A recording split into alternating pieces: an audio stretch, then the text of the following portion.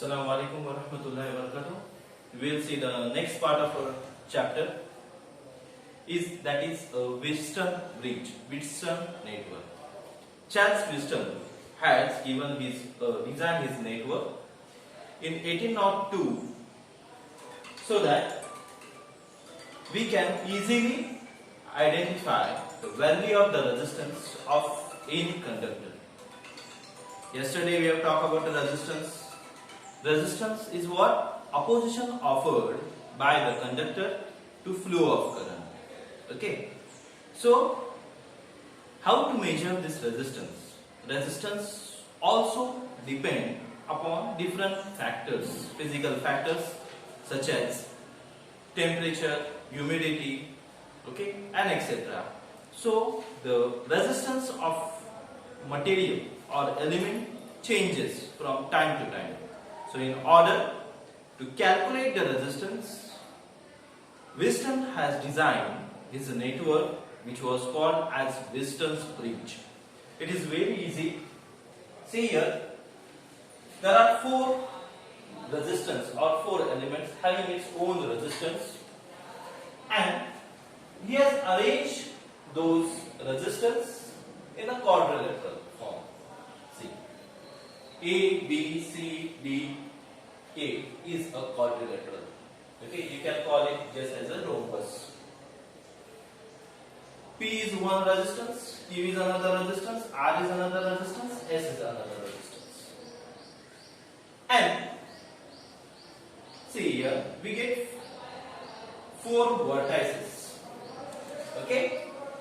So to the opposite vertex, any of the two opposite vertices, we have to connect an external supply, external battery of EMF E along with a switch or key K, and another two vertex.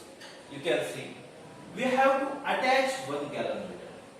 What he has did? At two vertex, he has given an external supply of EMF E, and at remaining two vertex, he has joined a galvanometer G. What is galvanometer?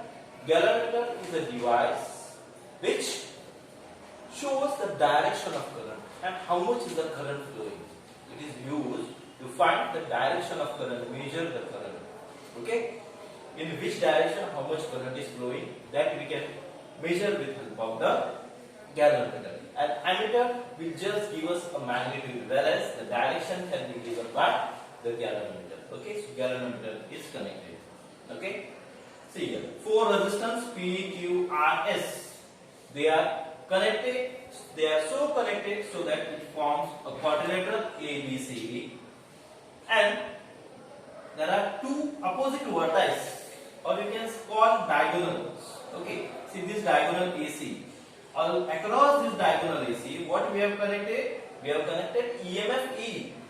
Okay, external supply having EMF E and switch key K, and at another diagonal B, D, we are connected a galvanometer who is having its internal resistance G. Okay, whose internal resistance is G. Now, as we have supplying the additional current with help of EMF E, so the current I is flowing through this circuit. Current I is flowing through this circuit. Now see here, we have a junction at A. So I is the incoming current at A, and this current is split in two branches, that is AB and AD.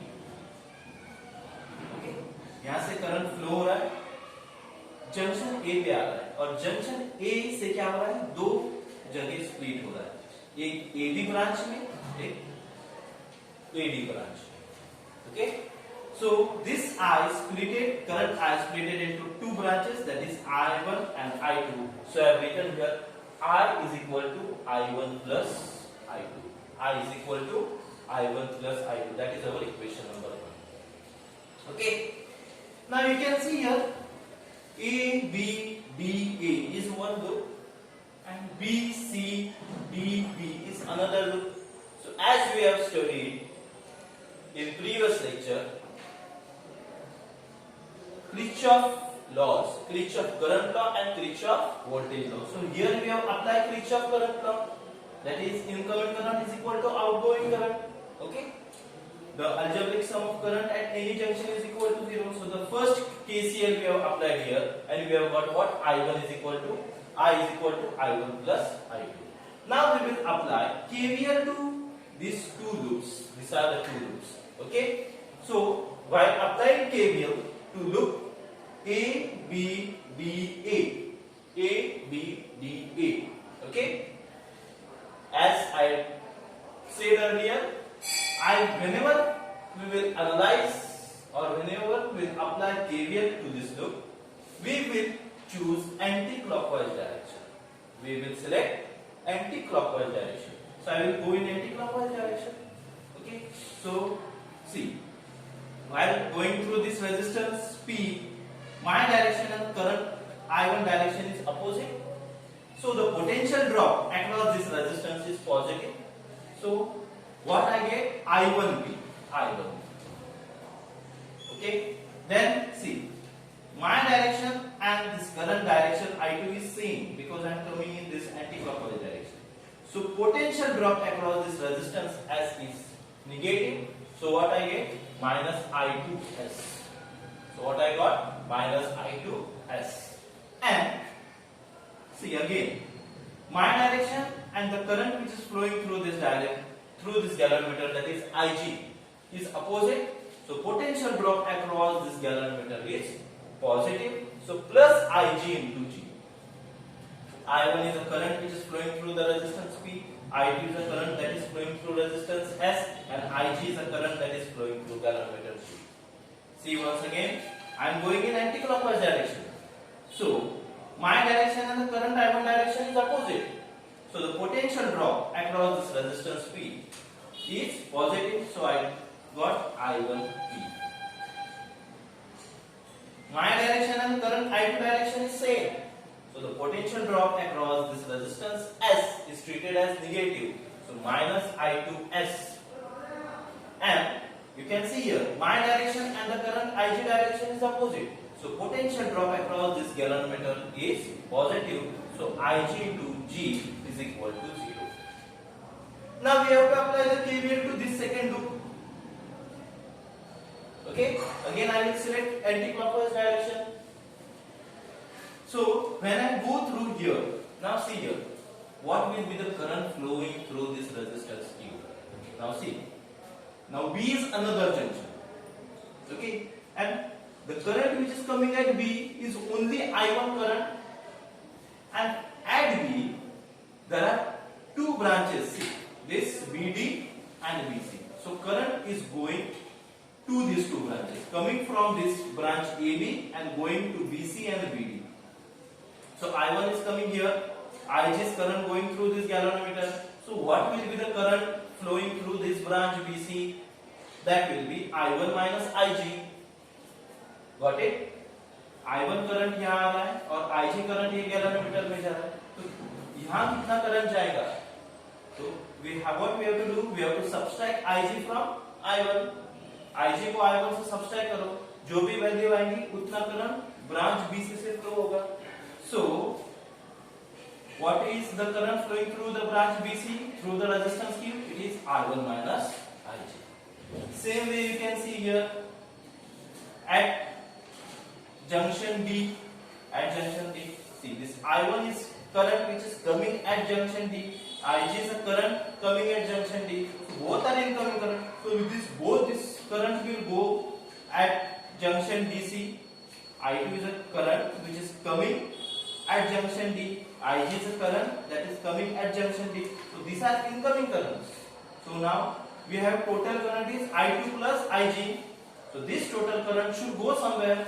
That is going in this branch, that is DC. Got it?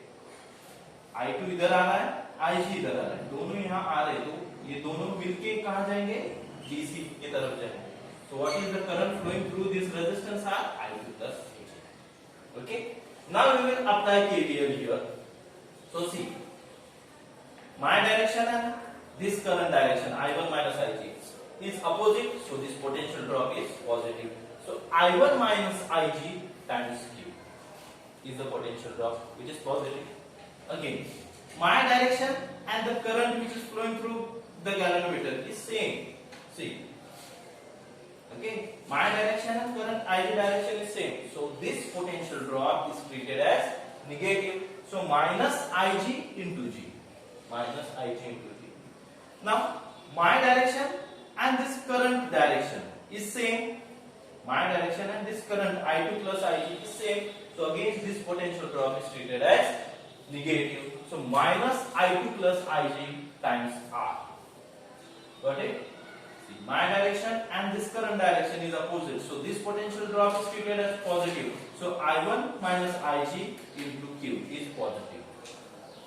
My direction and this current Ig direction is same. So this potential drop is negative. So minus Ig into G. And my direction and this current direction I2 plus Ig is same. So this potential drop is negative. So minus I2 plus Ig times R equal to 0. Now, according to the wisdom, this bridge is said to be balanced when no current flows through this galvanometer. Galvanometer shows zero reading, shows zero deflection. It's 0.8 in the center. It does not move towards right, neither toward left. The pointer will be always at the center. That means it shows a null deflection, zero deflection. Okay, that is called as balancing condition. Okay, so when galvanometer will show null deflection, when there is Ig, there is no current flowing through galvanometer. That is current Ig is zero. That is current Ig is zero. So we will put Ig equal to 0 in equation number 2 and equation number 3. So what we get if we put in equation number 2, the term of Ig will be 0 because Ig is 0, so Ig into G is 0. So what we get, I1P minus I2S is equal to 0. I1P minus I2S is equal to 0. So now this is negative, I will take it to right side. So what I get, I1P is equal to I2S. I1P equal to I2S. Now, same way, what we do, we will put Ig equal to 0 in this equation 2, equation 3. So what we get, I1 minus 0, that is I1 times Q, I1 times Q. Minus Ig is 0, so this term will vanish. Here, minus I2 plus Ig is 0, so we get minus I2R. So what we get, I1Q minus I2R is equal to 0. I1Q minus I2R equal to 0. So again, this is negative, I will shift it to right side. So what I get, I1Q is equal to I2R. I1Q equal to I2R. Okay, so this is my equation 4 and this is my equation 5. Divide equation 4 by 5, what we get, I1P divided by I1Q is equal to I2S divided by I2R. So I1 and I2 get cancelled. What remains? P upon Q is equal to S upon R. So this is a balancing condition with that we can find the unknown resistance. Okay, so we have P upon Q and S upon R. So the resistance, this resistance P upon Q is equal to S upon R. The ratio of P upon Q is always equal to S upon R. So this is the balancing condition that we have obtained with help of a Wheatstone's bridge, okay, or Wheatstone network. This is balancing condition of Wheatstone network. It is sometimes asked in the board exam for 3 marks. Okay.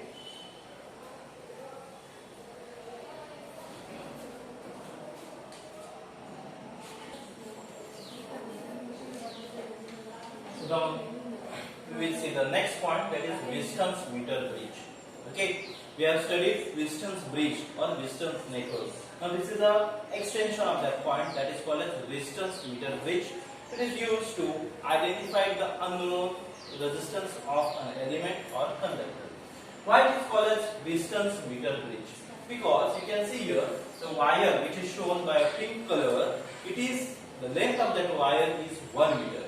So it has got a name, Wheatstone's meter bridge. Meter is 1 meter as the wire length is 1 meter.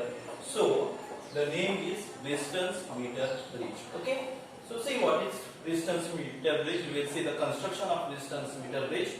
It consists of 2 L-shaped clamp, L-shaped strips, metal strips, and There is one rectangular metal strip arranged as shown in this figure. See, this is one L-shaped metal strip, another L-shaped metal strip, and this is one more rectangular strip kept in the middle.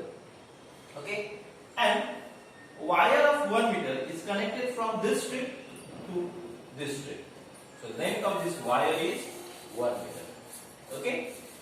Now what we get? We get here one rectangle which has two gaps. Okay, and these two gaps, here in one gap we attach a conductor or an element whose resistance we want to determine. Okay, whose resistance is unknown to us. We are able to find the resistance of that particular element or conductor. And in another gap we attach a resistance box. Resistance box is a box which has a number of resistance over it.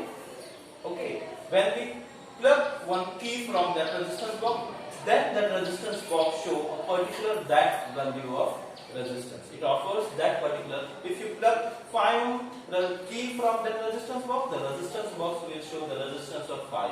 If you plug 100 ohm, then it will show 100 ohm resistance. Okay, then what we do, we give an additional supply with help of EMF E. Okay, EMF E is used to give the additional supply to it.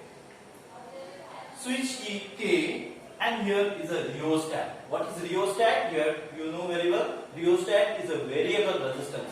It is just a cylindrical in shape, and one slider is present over it. So we can slide it. When we slide it, it also should gives a particular resistance. Okay.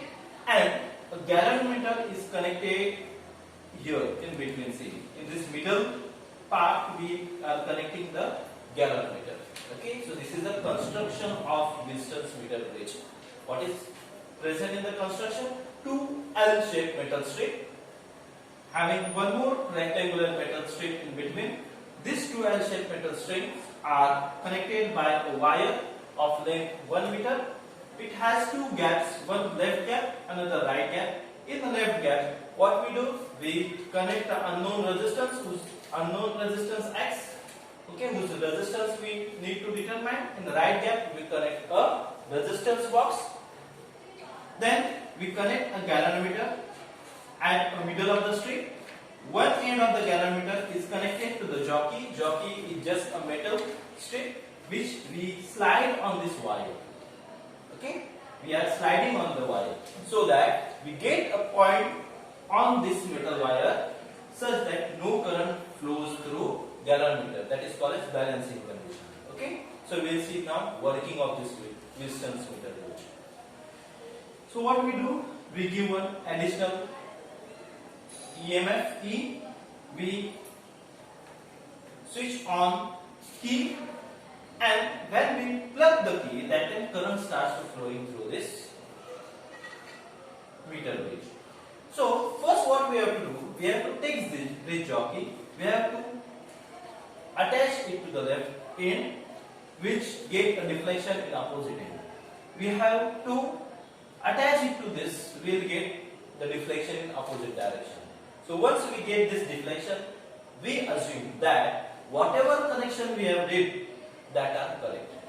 Okay, after this arrangement, first thing what we have to do, we have to take this jockey, we have to attach it to this left corner, left end of the metal strip. We will get a deflection in opposite direction. When we connect here, we get the deflection in opposite direction. This shows that our circuit arrangement is correct.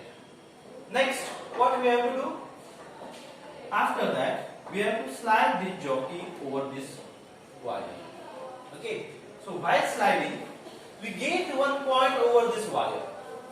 At that point, the galvanometer will show zero deflection. The pointer of the galvanometer will come at 0. Got it? What we have to do? We have to take this jockey and we have to slide over this wire. So when we slide over the wire, we get a null point D. At that particular point, the galvanometer shows zero deflection.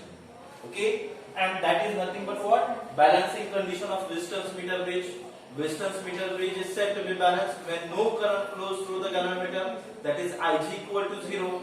Okay, so once we get balancing condition, we have to apply that resistance meter bridge, that is the ratio of these two is equal to ratio of these two. Okay, so X upon R is equal to the resistance offered by this wire and resistance offered by this wire. So X upon R is equal to RAD upon RDP. So resistance between this length of wire A to D and resistance between this wire D to B. So RAD upon RDP. Now we want to determine the resistance of this wire. So the resistance RAD is nothing but what? Resistivity of that wire into the length AD divided by area of cross section. Resistance RAD is nothing but what? Resistivity of that wire, rho, length AD and area of cross section of that wire. So I have written the length AD is nothing but equal to Lx. So I have written here rho Lx upon A. Rho Lx upon A. Why Lx? Because here we have unknown resistance and the length below that is we have assumed it as Lx. Okay. Same way we have to find resistance dB. Here also what? Resistivity of the wire into the length dB divided by cross section area A. So resistivity of the wire rho, length dB divided by cross section area of wire A. Now here as we have attached a resistance box, so the resistance is R. So we have labeled this length as LR. LR. Okay. So in place of LDB I have written here LR. So we get what? Rho LR upon A. Now this wire is same, uniform. Okay, so the resistivity of both this is same and area of cross section is also same. Okay, so we will put here what we get X upon R is equal to rho Lx divided by A and rho Lr divided by A. Now resistivity of this both the wire is same because wire is same, area of cross section is same. So rho and A get cancelled. What remain? Lx upon Lr. So X upon R is equal to Lx upon Lr is a balancing condition of Wheatstone meter gauge. X upon R is equal to Lx upon Lr. Okay. So unknown resistance divided by resistance from the resistance box is equal to resistance offered by this, that is left resistance, length of this wire divided by the length of this wire. Got it? Length of left side of wire divided by length of right side of wire. That is Lx upon Lr. Now, what we want to find? We want to find unknown resistance X. So we will shift this R to right side. We get X is equal to R times Lx upon Lr. X equal to R times Lx upon Lr. This is a balancing condition for Wheatstone's meter bridge. Wheatstone's